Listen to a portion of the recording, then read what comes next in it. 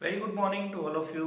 My self Manoj Kumar Sharma, +1 commerce section के accountancy subject की इस ऑनलाइन क्लास में आपका स्वागत है।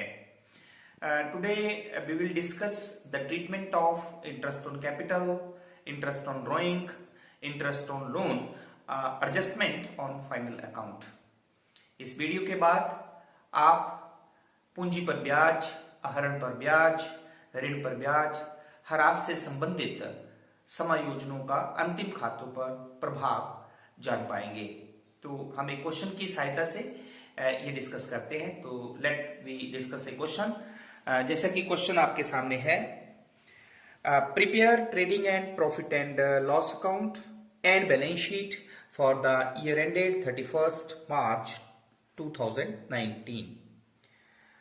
ओपनिंग स्टॉक 5000 दिया है, परचेजेस 20,000 दिया है, सेल्स रिटर्न 3000 है, डेटर्स 9000 है, बिल्डिंग 5000 रुपये है, मशीनरी 6000 है, बिल रिसीवेबल 1000 है, सैलरीज 500 है, टैक्सेस एंड इंश्योरेंस 1000 है, ट्रेड एक्सपेंसेस 500 है, वेजेस 2000 रुपया दिए है और ड्राइंग जो है वो 5000 रुपया दिया है। उसी तरह क्रेडिट साइड में कैपिटल 25,000 रुपया दिया है, क्रेडिटर्स 2000 है, सेल्स की वैल्यू 30,000 रुपया दी गई है, कमीशन रिसीव्ड 400 रुपया है और रेंट रिसीव जो है वो 600 रुपया है। डिफरेंट एडजस्टमेंट्स जो आप दी गई हैं, द फर्स्ट एडजस्टमेंट दी गई है क्लोजिंग स्टॉक 3000 रुपया, सैलरी आउटस्टैंडिंग 100 रुपीज है, इंटरेस्ट ऑन ड्रॉइंग जो है वो 1000 रुपीज है, कमीशन अक्रूड है वो 200 रुपीज है, इंटरेस्ट ऑन कैपिटल जो है वो 7%, कैपिटल पे इंटरेस्ट जो है वो 7% है और डेप्रिसिएशन ऑन बिल्डिंग जो है वो 10% है। तो आप देख सकते हैं कि क्वेश्चन में रेड कलर्स में जो अकाउंट दिए हैं और जो अमाउंट दिए हैं उनसे संबंधित हमारे पास एडजस्टमेंट है। तो let we start the question. तो सबसे पहले हम ट्रेडिंग अकाउंट बनाते हैं। तो ट्रेडिंग अकाउंट के फॉर्मेट में सबसे पहले आपको पता है कि we will write the trading account comma profit and loss account, trading comma profit and loss account for the year ended 31st March 2019। तो टी फॉर्मेट हमारे पास होता है trading and profit and loss account, क्योंकि हम collectively बनाते हैं। तो left hand side जो है वो डेबिट साइड होती है, राइट हैंड साइड जो है वो क्रेडिट साइड होती है। लेफ्ट हैंड साइड में हमारे पास फर्स्ट कॉलम जो होता है वो पर्टिकुलर्स का होता है, अमाउंट का। उसी तरह क्रेडिट साइड भी हमारे पास पर्टिकुलर्स और अमाउंट वाला कॉलम होता है। ओके, तो जब हम ट्रेडिंग अकाउंट बनाते हैं तो first of all first item जो हमारे पास होती है दैट इज ओपनिंग स्टॉक। तो सबसे पहले हम लिखेंगे to opening stock, how much value of it, 5000 रुपया हमें दिया गया है। नेक्स्ट हम लिखते हैं परचेजेस। तो टू परचेजेस 20,000, क्योंकि रिटर्न नहीं है तो इसलिए हम लिखेंगे 20,000।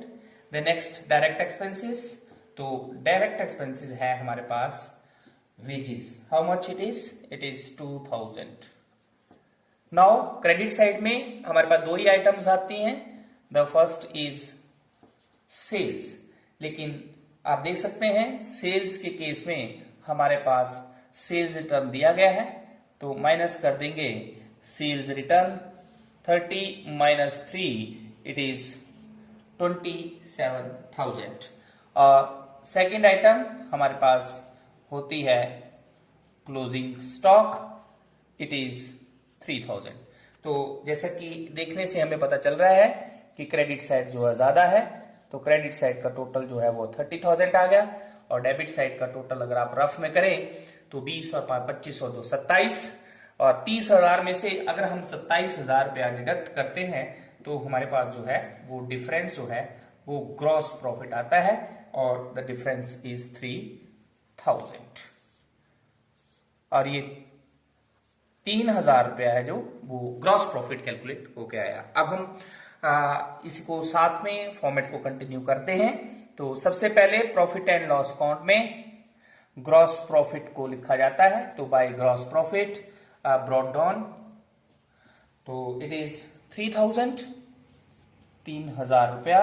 अब हम इनडायरेक्ट एक्सपेंसेस जो है उन्हें लिखते हैं प्रॉफिट एंड लॉस अकाउंट में। तो सबसे पहले आप देख सकते हैं सैलरी, लेकिन सैलरी क्योंकि रेड कलर से है इसका मतलब यह है कि इससे संबंधित हमारे पास एडजस्टमेंट है, और एडजस्टमेंट है आउटस्टैंडिंग एक्सपेंसेस, अद्यत वे ऐसा वे जो दे तो हुआ है लेकिन जिसका भुगतान अभी हमने नहीं किया है, तो उसका एक इफेक्ट ये होता है कि उसको संबंधित व्यय में जमा कर दिया जाता है, इसलिए उसको हम सैलरी में जमा कर देंगे। Next we have to taxes and insurance.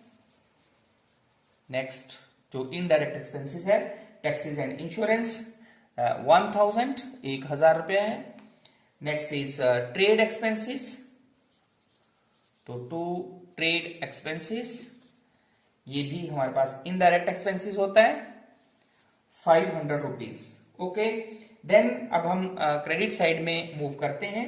तो हमारे पास इनकम है कमीशन, तो bye commission received it is 400, क्योंकि ये रेड कलर में दिया है हमें, इसका मतलब इससे संबंधित हमारे पास जो है वो एडजस्टमेंट है। तो अक्रूड कमीशन जो है ऐसी कमीशन, ऐसी आय जो हमने कमा ली है, अर्न कर ली है, बट अभी रिसीव नहीं हुई है, तो इसे भी हम संबंधित आय में, पहला इफेक्ट इसका होता है कि इसे हम संबंधित आय में जमा कर देते हैं।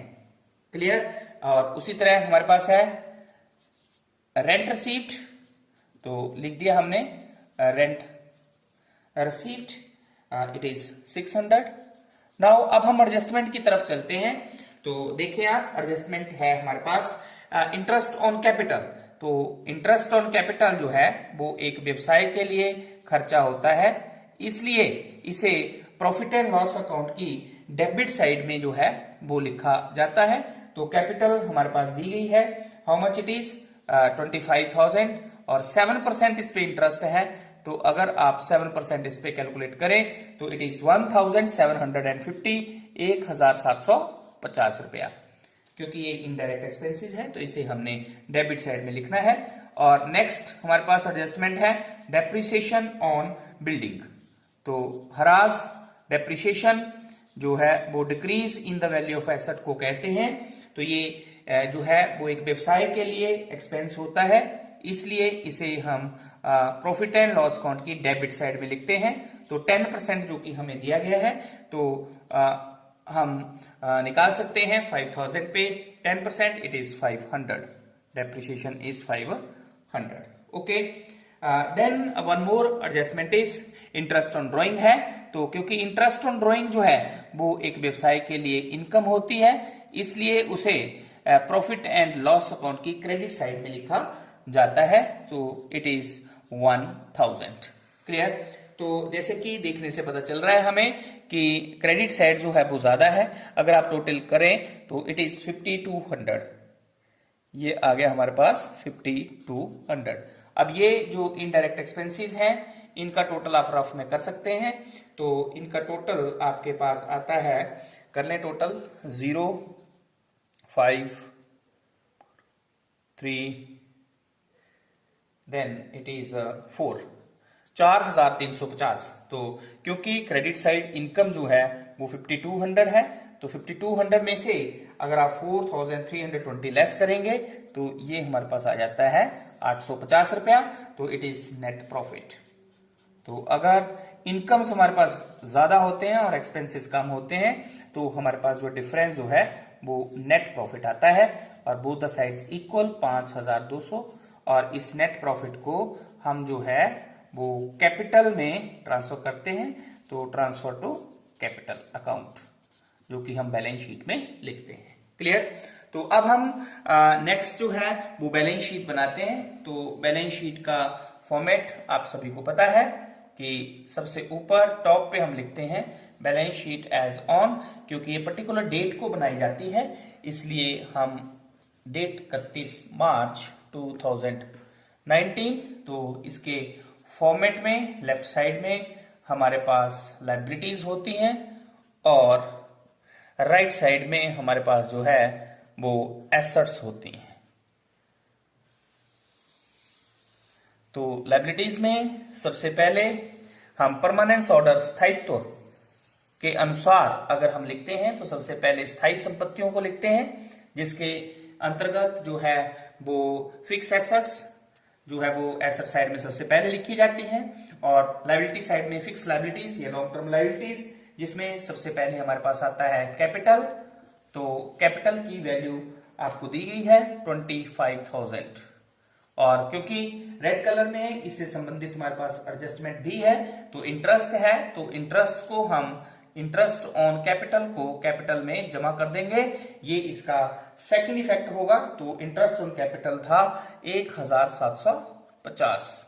देन कैपिटल में नेट प्रॉफिट को हम ऐड कर देते हैं, तो नेट प्रॉफिट कितना कैलकुलेट किया था हमने 850 रुपए, क्लियर। और लेस इसमें से हम करते हैं ड्राइंग्स को, तो ड्राइंग हमें क्वेश्चन में दी गई है 5,000 है, और इंटरेस्ट ऑन ड्राइंग है उसे भी हम जो है वो लेस कर देते हैं, और तो इंटरेस्ट ऑन ड्राइंग जो है वो हमें दिया है 1,000, क्लियर। तो अगर इसको आप टोटल कर लें तो ये हमारे पास हो गया 27,600, और उसमें से 6,000 अगर आप लेस करें तो ये आपके पास आ जाएगा 21,600। नाउ नेक्स्ट लायबिलिटी हमारे पास है क्रेडिटर। तो next liability is creditor, it is 2,000। अब हम एसेट्स की तरफ चलते हैं। तो फर्स्ट एसेट इज बिल्डिंग। तो क्योंकि बिल्डिंग हमने अगेन हमें अमाउंट जो है वो हमने उसको डिफर कर लिया, रेड कलर में करने का मतलब है इसको डिफर कर लिया। तो आप इसको सर्कल भी कर सकते हैं, टिक लगा सकते हैं। ये लगाने का मतलब ये है कि इससे संबंधित हमारे पास एडजस्टमेंट है, तो ये हमें दिया है 5,000 क्योंकि इससे संबंधित एडजस्टमेंट है, और एडजस्टमेंट है डेप्रिसिएशन ऑन बिल्डिंग, तो जिसे हम जो है वो इससे माइनस कर देंगे। तो 5,000 में से अगर हम 500 को माइनस करते हैं तो ये हमारे पास आ जाता है 4,500। नेक्स्ट एसेट है हमारे पास मशीनरी। तो हम लिखेंगे मशीनरी, इट इज 6,000, ये 6,000 हमें दिया गया है।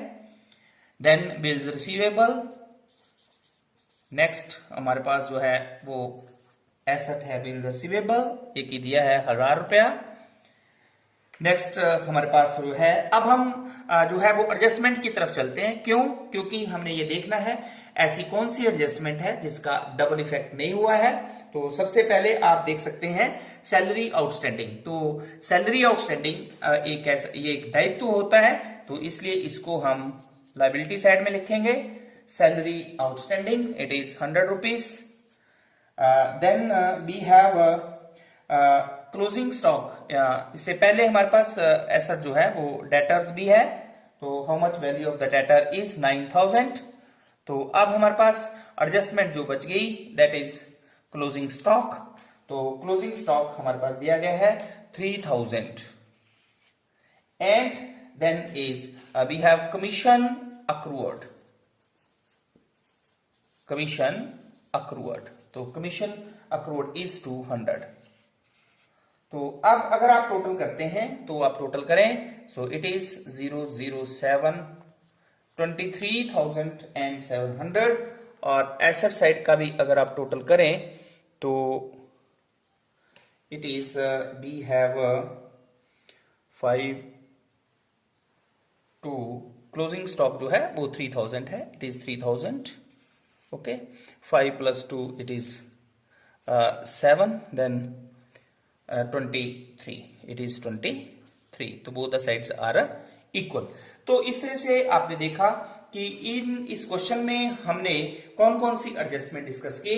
तो सबसे पहले जो एडजस्टमेंट थी हमारे पास वो थी हमारे पास सैलरी आउटस्टैंडिंग, जिसे एक तो हमने इसे सैलरी में ऐड किया फर्स्ट इफेक्ट, और दूसरा इसे बैलेंस शीट की लायबिलिटी साइड में लिया। ओके, सेकेंड एडजस्टमेंट हमारे पास थी कमीशन अक्रूड। तो इसे हमने संबंधित आय में जमा कर दिया और दूसरा इसे हमने बैलेंस शीट की एसेट साइड में लिया। क्लियर। थर्ड एडजस्टमेंट जो थी वो थी interest on capital, interest on capital. तो इंटरेस्ट ऑन कैपिटल को हमने लाभ हानि खाते की प्रॉफिट एंड लॉस अकाउंट की डेबिट साइड में लिखा, पहला इफेक्ट, और दूसरा इसे हमने कैपिटल में जो है वो जमा कर दिया। Clear.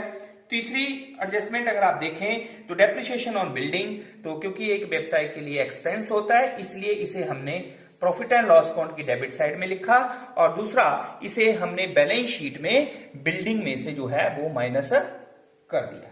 Clear. And then interest on drawing, तो इंटरेस्ट ऑन ड्राइंग को हमने प्रॉफिट एंड लॉस अकाउंट की क्रेडिट साइड में लिखा, ठीक है, और दूसरा इफेक्ट जो है इसे हमने ड्राइंग में ऐड करके जो है वो यहां पे कैपिटल में से माइनस कर दिया। क्लियर। तो इस वीडियो में आपने देखा कि outstanding salary, outstanding expenses, accrued income, depreciation, interest on capital और इंटरेस्ट ऑन ड्राइंग को जो है वो किस तरह से जो है वो फाइनल अकाउंट में ट्रीट करते हैं, ये हमने डिस्कस किया। तो आई होप ये एडजस्टमेंट जो है वो आपको अच्छी तरह से समझ में आ गई होंगी। Thank you very much.